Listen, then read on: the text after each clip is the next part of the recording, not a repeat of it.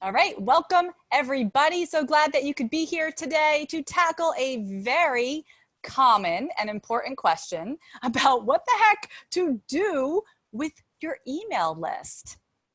Crazy, right? Like, we know that we have to build an email list, but then what are you supposed to write about when you email these people?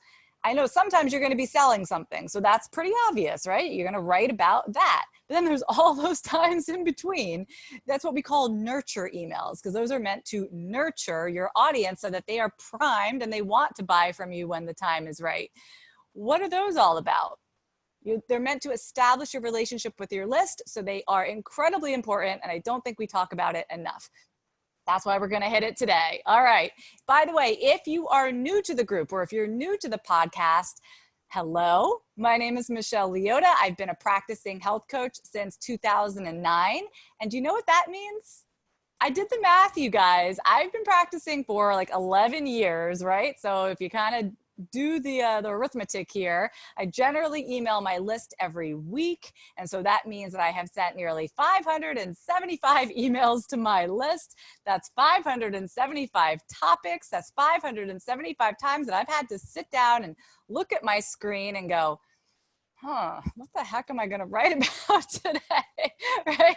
So I have been in your shoes many times. And I do want to say that the good news is that it gets easier. Boy, does it get easier after, like, I don't know, the first 100 or so. I'm kidding, but it definitely does get easier the more that you do it and the more consistent that you are. Today, I want to share my main two approaches to figuring out what the heck I'm going to write. And I do cover this more in depth inside my course for new and aspiring health coaches. It's called Healthy Profit University. In fact, I give members a set of templates to work from for all different kinds of emails, because it is really important. And if you want to learn more about Healthy Profit University, you can go to healthcoachpower.com/earn, EARN. Sign up there for my free training and get some insight as to how you can turn health coaching into a real salary. Again, that's healthcoachpower.com/earn. So let's move into the question that came in on this topic. Actually, this was just like yesterday. Boom, I see this question pop up in our Facebook group and I'm like, that is what I need to talk about tomorrow. So this came from Clara. So everybody say thank you, Clara. Clara said, I get the importance of building the email list. That's pretty clear. Where I get stuck is what to actually write in the emails, how to word and structure them, how to welcome them to the list, and then how to continue providing value even when you're not offering or promoting services. So that's the part that I really want to focus on in this episode. It's so easy to like look at the blank screen and we go, oh, like I'm a health coach. I'm supposed to write about something health related. I know, drink more water. Okay, water. I'm going to write about drinking more water and how you should drink more water today. And when you do something like that, the risk that you run is sounding like every other piece of advice that anyone has ever been given about their health, right? It's just bland. It's vanilla. It's just like, yeah, I've heard this before. And you run the risk of somebody going, well, why am I on this email list? Like, what am I getting from this? This is boring. I've heard this before. Nothing new. Doesn't need to be in my inbox. Boom, unsubscribe. And if we work so hard to build our list, we want to keep them there. Not only do we want to keep them there, but we want to convert them to paying clients. So a more useful way to think about the content that you might bring to your audience, strictly if you're just like, I need to write about something and I want it to be something that they care about and I want it to be something they haven't heard before. One way that I approach this is with a content mapping exercise. And you can actually do this on paper. There are apps that you can use to do this on a computer, but I'm sure you've done something like this before. Sometimes they're called like, what is it called? An idea map or an idea web or brainstorming map. You write something in the center and circle it, and then you create offshoots from that circle. So let's do an example. What goes in the middle of your circle though? In that middle of your content map? Anybody know what goes in the middle? Is it health and wellness? Is it healthy eating? Is it nutrition? No, it's none of those things. All boring. All generic. You don't want that. What you want to put in the middle of your content map is your target market and what their big problem is. That way, anything that comes out of this content mapping exercise is going to be relevant to the person that you are trying to reach and build a relationship with and convert to a paying client down the road, okay? So start with this exact person. And we will use my health coaching practice as an example. So I work with high achieving, type A, perfectionist type women in, you know, big careers. They're very busy, very stressed out, and I help them overcome chronic stress and burnout and all of the accompanying symptoms. So if I write in the middle of my content map something like, you know, type A chronic stress, now what are 4, 5, 6 different offshoots of that?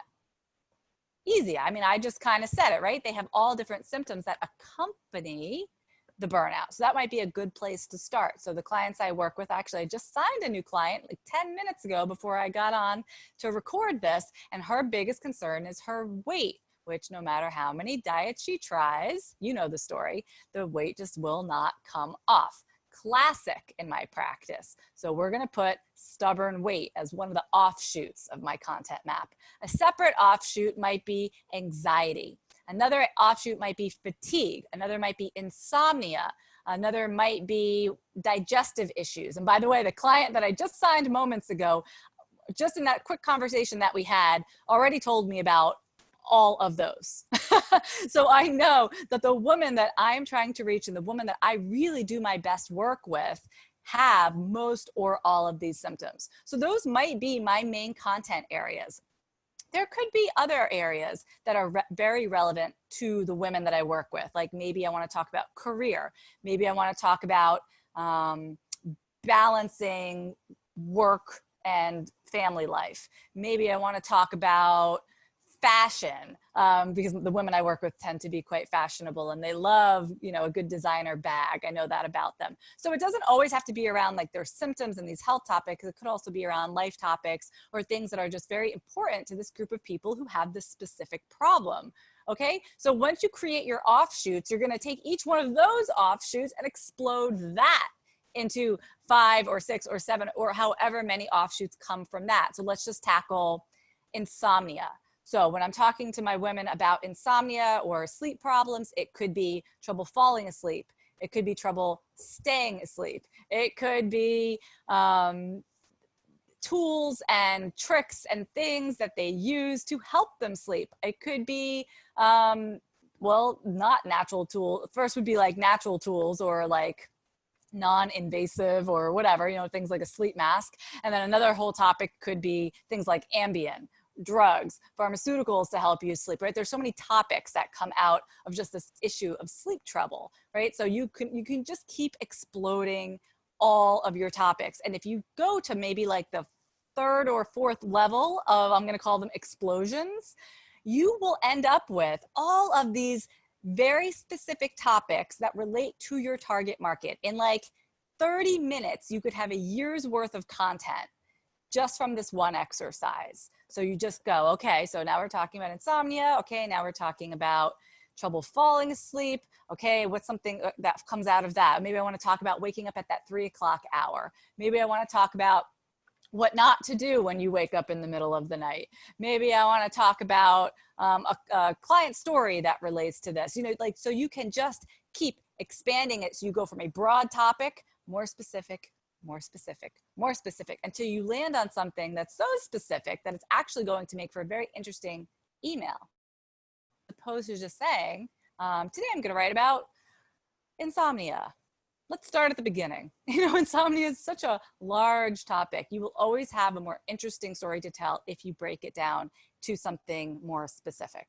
And you will have a million different topics if you do it that way. By the way, this also works for coming up with content for your blog or your podcast or even your social media feed, right? So spend that 30 minutes, go through that exercise, you know, just break out a big piece of paper and you will do yourself a great service in terms of knowing what to write about for like the next 6 to 12 months. So this is one way to approach it. What am I going to write about? Let me come up with topics and let them be very, very, very tied to the person that I'm trying to reach, the person that I'm trying to turn into a client, my target market. This is targeting them. This is why we call them a target market. this is why it's a marketing tool, because now you know how to reach them. You can actually target them with your topics. Whereas if somebody else read about these topics, they would go, doesn't apply to me. Who cares? And that's great, because we're not targeting them, okay? So that's content mapping. If any of you who are here with me live, by the way, have tried this before or have any questions about anything that I'm talking about, feel free to throw those into the chat area. I do have my eye on the chat, so I can answer your questions or help you out. I'm particularly interested in how you've been going about writing your emails. So that's number one, coming up with new content. But there's an entirely other way of thinking about your emails, like literally like flip it around. So I'm not thinking, oh, what topic should I write about? But instead, and this is honestly how most of my emails get written, and I think it is a much more strategic way to write your emails, right? Because this is all part of your marketing. Your email marketing is not called email marketing for just for giggles. It's called email marketing because you are trying to achieve something with it, right? We're trying eventually to make sales, to earn money, right? Because we are businesses. So when I sit down to write an email, I think, what am I trying to make happen in my business right now? So if I send out a weekly email, it's like, what do I need most to happen in my business this week? And sometimes it's going to be like, okay, I'm selling something, or I have to remind everybody about that it's last day for whatever, or I'm announcing a new such and such that I'm doing. Okay, great. But sometimes it's less obvious. So I'll give you an example. Right now, I mean, it's June as I'm recording this, and my podcast for my health coaching practice, not this podcast, but my She's Got Power podcast, we're sort of in a hiatus right now because we do that podcast in seasons. So we did season 1, we took a little break, we just did season 2, taking a little break, and then season 3 will come back in a couple months. So in between, I'm like thinking to myself, what do I need to achieve right now? I actually have like a pretty full roster of clients, so I'm not really looking to sign a client on super quickly right now. So that's not my goal today.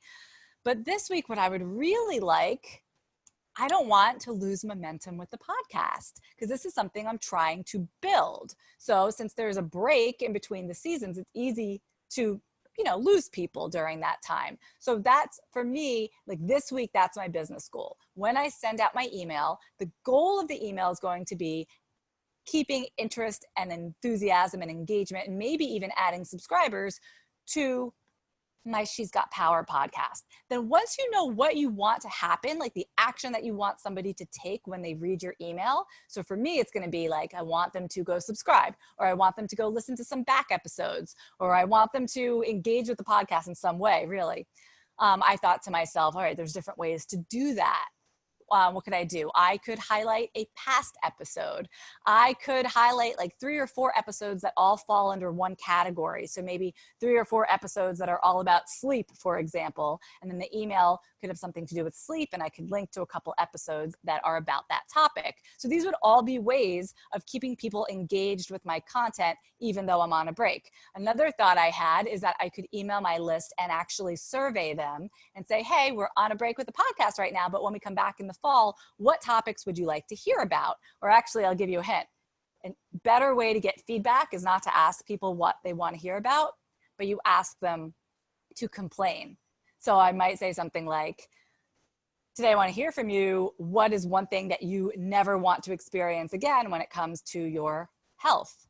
And then I'm going to receive people telling me about all these terrible things that they're sick and tired of. And those are all going to be great topics for my podcast in the fall. Right? So anyway, those are just some different ideas that I had of ways that I could write an email this week for my business in order to accomplish something that I want to accomplish, something that I want to happen, the goal for my business this week. And that can be extremely important, because if we're just sort of sending out content willy-nilly, like, oh, here's a recipe, or, oh, here are some quick tips, or, oh, here's this, or, oh, here's that, that can be fine. But your emails can work much harder for you if you start with what you want to achieve with the email and then you back out from there.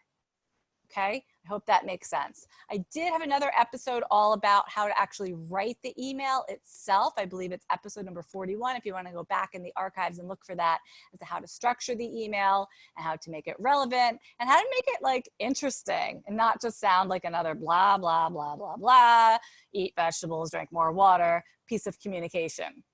Anyway, thank you for that great question, Clara. I'm really glad that you asked it, and I hope that that was useful for all of you guys. I have a couple other questions here. And of course, if you're with me live, go ahead and ask your questions in the comments now, and I will be happy to get to them. Let me just do a sip of water. Okay, so here's one that came from Melissa. She said, how often do you follow up with a potential client after the call if you don't sell your program right away? And I saw people starting to answer this, like, oh, I wait 3 days, or I wait a week, or, you know, whatever you think the prescribed amount of time should be. So we've all been there, right? You're on the phone with a client and they're interested. They're not giving you a hard no. They're definitely interested in signing up to work with you, but they need to think about it, right? I gotta ask my husband, like that kind of thing. So you can say, okay, great, thank you. Let's touch base, you know, and let me know, or you can leave it really open-ended. And then you do have to think about, like, gosh, how much time should I let pass before I follow up with this person? But I suggest that you hold the reins a little bit tighter on these interactions. So if somebody says, I need to talk to my husband, you say, absolutely. You know, when do you think is going to be a good time to do that? Maybe you're talking to them on like a Friday, so they probably won't get a chance to talk to their husband about it until Monday, or who knows, whatever. Let them tell you, and then say, okay, well then how about I give you a call next Tuesday to reconvene? Would that work for you? What time? And actually book a time to follow up.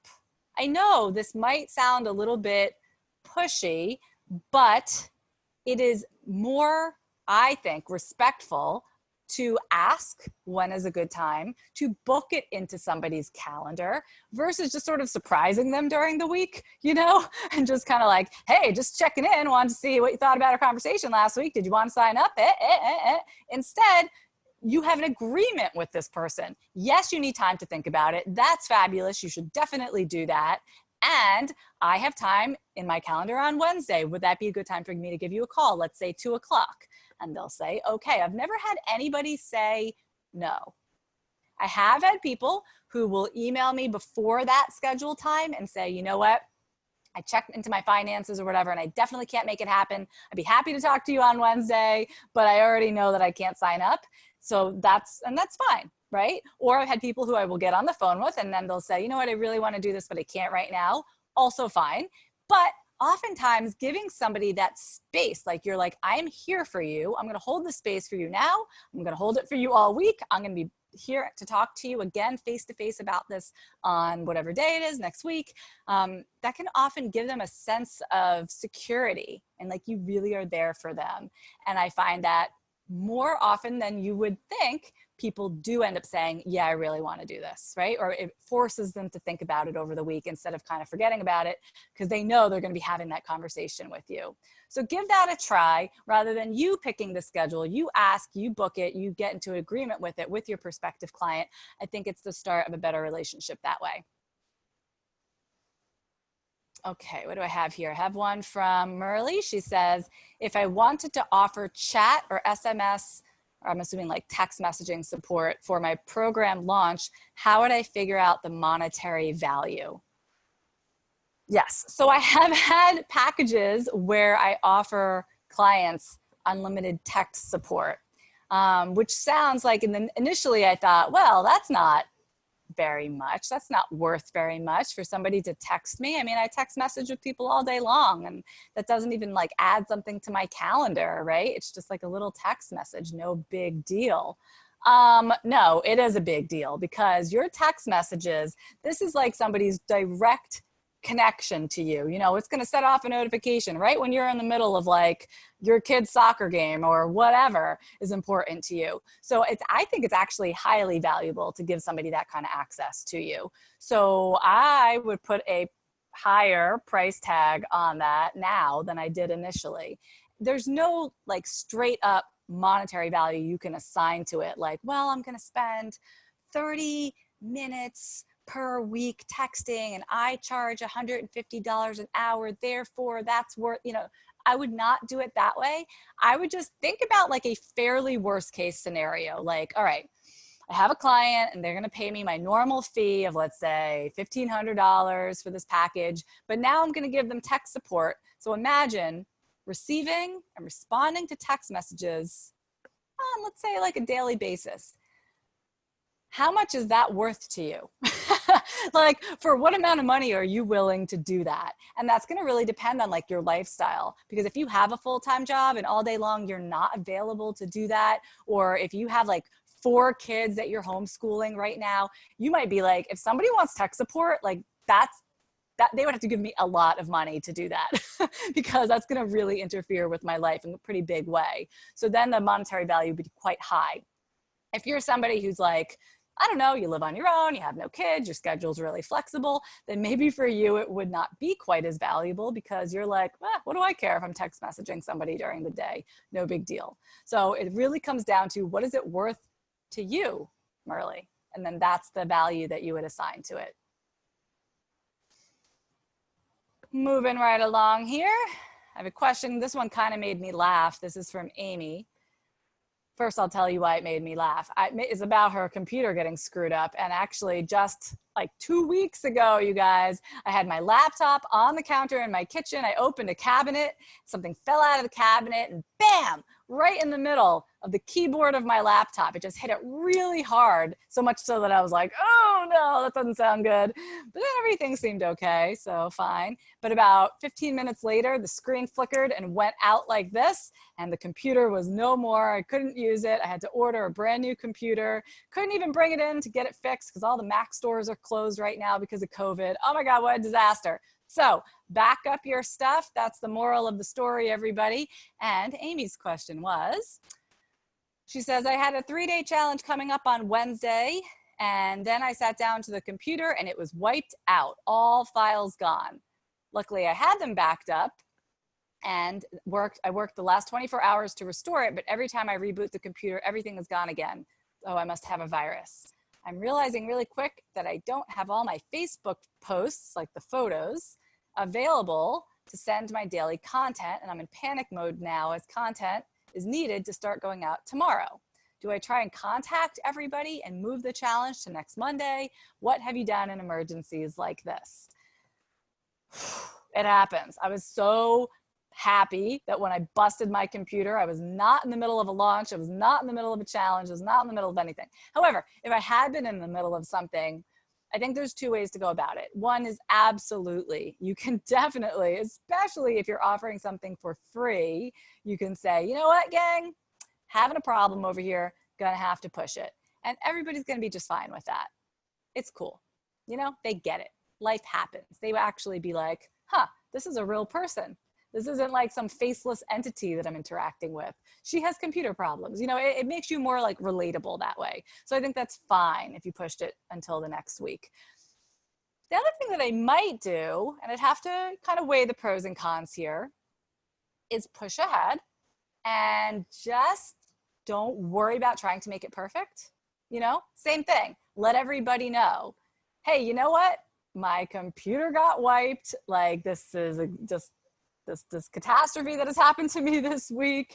I know you guys have been there. I don't want to have to push this until next week. So let's go ahead, but please bear with me because a lot of my materials are not going to be what they would have been. And I would probably reference that a couple times, just kind of in a like, let's laugh about it together kind of way, and maybe run the challenge anyway in like a more bare bones manner. I've had to do that sometimes just in different capacities in my business. Like for example, one time I had a webinar and I had lost my voice. I had a very raspy voice. I had to keep stopping and sipping water and kind of, and I thought, oh, it's gonna be like the worst webinar. Same thing, I could have pushed it, you know, but I did it anyway. And that webinar converted for me really, really well. And the only thing I could chalk it up to was like, I appeared more human because I was being human, like in all my imperfections, and just, yeah, my humanity was right out there, right? So you'd be surprised how not being perfect and being like a little less polished and buttoned up can actually do wonders for you. But either way, I hope it worked out for you, Amy, and way to go, putting yourself out there either way. This is the kind of stuff that happens, you guys. Happens all the time. Okay, let's do one more question. I've got a couple minutes here. And this one comes from Elena. She said, please help with some advice. What do you do with your clients who are not losing weight even after changing their diets, their exposure to toxins, etc.? Oh, the classic health coach conundrum. I know, Elena, this happens. It happens more often than we think it's going to happen, right? I know when I started my practice, I figured, oh, well, this is pretty easy. If I can get someone to eat real food instead of whatever stuff they're eating now, I can get them to move their body more, the weight's going to come off. Not always the case. It can be very frustrating as a coach, it can be very, very frustrating as a client who's probably had this happen before. So one thing that I like to do with my clients preemptively, and this is part of the revisit form that they do before our meeting each week, is I have them rate themselves like from 1 to 10 on how they're feeling in different areas of their life. So one area might be their energy, one might be the quality of their sleep, one might be their skin, one might be how their clothes are fitting. And so each week you can kind of track how it's going. You know, typically maybe they're putting like 3s and 4s and 2s and 5s. And then by the end of a program, they're putting like 7s and 8s and 9s and, you know, higher numbers. So when someone's not losing weight, you can go back and you can actually quantify. Like you could say, like, let's look at all the progress that you've made. The first time you answered this question, you know, you rated your energy at a 2. Now you've been rating your energy at an 8 or a 9 for the past few weeks. Isn't that amazing? And they're going to go, huh, you know what? That is amazing. I do have a lot more energy. Good. You know, and you can kind of go through, you want to celebrate all their wins. I would say that is more important than trying to do anything to get them to lose the weight, because sometimes it's just not going to happen right now. But if you can help them see the progress that they've made, that will help keep them in like a good energy or like a good mindset to keep moving forward. And what I often tell my clients is like, sometimes the weight is the last thing to change, but you have already changed this, this, this, and this. Can you see how you're moving forward? So that can be very, very powerful. Now, on the other hand, when people come to you and they want to lose weight and they don't lose any weight, you know, ultimately that's what they were paying for. You know, that's the big problem that they wanted to solve. So that can be hard when the weight loss does not happen. And some things have really helped me approach weight differently. I actually did a functional medicine training with Dr. Aviva Ram a couple of years ago now, and I learned to look at weight as, you know, not just a function of like calories in and calories out and like, are you eating real food and are you moving your body, but like inflammation, like why is there inflammation in the body, right? So I try to really address that with my clients these days. What is causing this inflammation? And that could be physical, it could be mental or emotional. So that's something I do a lot more with my clients these days. Thyroid issues is something I do a lot more with my clients these days. And so I guess what I'm saying is that as I've grown as a practitioner, I'm better able to help my clients when they have stubborn weight. And still, it's not a 100% guarantee, but do the best with what you have and celebrate your clients' wins along the way. All right, you guys, that's it for today. Thank you so much for joining me for this episode of the Health Coach Power Community Podcast. Keep asking great questions and I'll be back next week to answer them. Take care.